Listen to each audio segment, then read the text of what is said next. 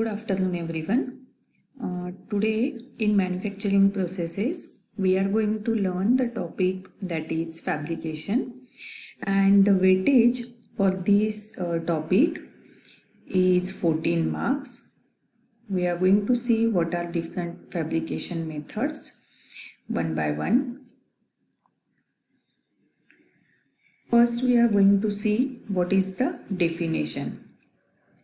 See, in the fabrication, welding is the process. Welding is nothing but the fabrication process with the help of which we are going to join the metals or different materials. And this is done by melting the workpieces and adding a filler material to form a pool in between the two molten materials. And after cooling, there is a strong joint become in between the two metals. To make them strong or to make the joint, there may be a use of pressure sometimes, or sometimes maybe a use of heat, or they maybe get connected with each other, the two metal parts, and that process is totally called as the welding one. Also, different energy sources can be used for welding action, which may include the gas flame is required so that the metal can be melted. Then electric arc is required, or a laser is used. In some cases, the electron beams are used. Also, the ultrasounds can be used for this function. And some industrial processes are also there, which can be performed at different environments, like the welding can be performed at the open air, or maybe underwater, or in the outer space also. And while performing the welding operations, the precautions are required because there may be a chances to have some damages to the physical health of the particular person who is going to perform the operation. So it is very necessary to have the safety precautions so that we can avoid the burn or electric shock, or maybe in some cases some vision damage can also be happen. It may be possible that some poisonous gases are or the fumes are coming when the welding is performing. So we should avoid these things by taking some precautions. See, we are going to learn different welding processes. Generally, these weldings are classified into two major categories. That is plastic welding, which is also called as a pressure welding, or fusion welding, that is also called as a non-pressure welding. So in case of the plastic welding or in the pressure welding, the piece of metals, they are joined by heat. Heat is applied to join that metals to have the plastic state. With the help of the heat application, the metal is converted into its plastic state, and they are forced together with the help of an external pressure. That process is the plastic welding or pressure welding. As the name is given, pressure welding, because we are applying the external pressure so that both the metal can get joined to each other. The example of this pressure welding is resistance welding. The next type is the fusion welding or a non-pressure welding. So here what happened? The materials are joined with the help of a heat. They are molten, or they can be treated into its plastic state, and they are allowed to solidify.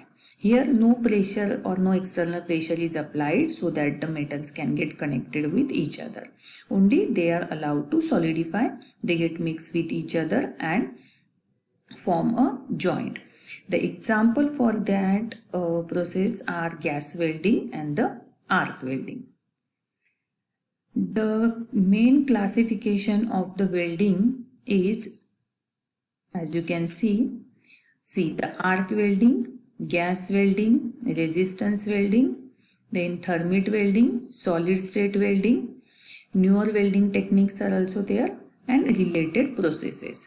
These are the major categories of welding, and they are having some subtypes also.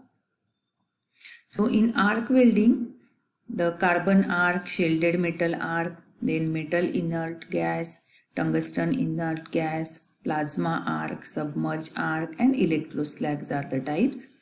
In gas welding, oxyacetylene, air acetylene, then oxyhydrogen, these are the types. Then resistance welding, they are having the subtypes as butt welding, spot, steam, projection, and precaution welding. Then thermite welding is again one type. Next one is the solid state welding, in which they are again classified as the friction welding, ultrasonic, diffusion, and explosive welding. In the new techniques for the welding, which are called as the newer welding techniques, that consist of the electron beam welding and the laser welding. And the last type is the related process welding, which covers oxyacetylene cutting, then arc cutting, hard facing, brazing, and soldering. So this is the classification of welding, or we can say different types of welding. One by one we are going to see the different types in detail.